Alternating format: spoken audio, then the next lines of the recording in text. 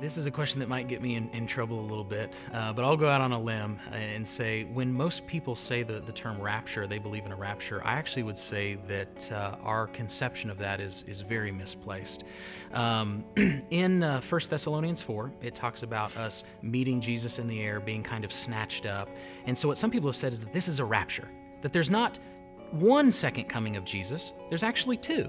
So he comes once and snatches up believers, raptures them, and they just become, like a pile of clothes on the floor.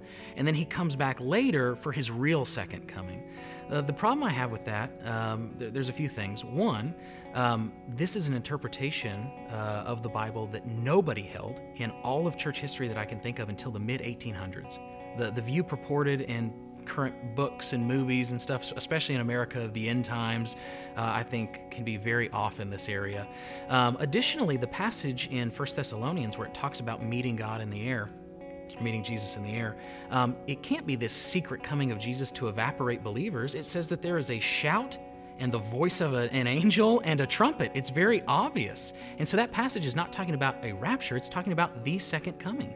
The Bible's clear that believers get persecuted for our faith. We do have tribulation come against us, and there's not these two distinct second comings of Jesus, but rather that passage refers to his actual second coming. The idea is that we go greet Jesus and usher him down here. Because in the ancient world, if a king was visiting your city, you'd go open the gates, go to them, and walk them in. Just like when somebody comes to your house today, you open the door and you walk them in. That's what we're doing in that passage. And so I would say that there's not the traditional view of what most people think of when they think of as a rapture.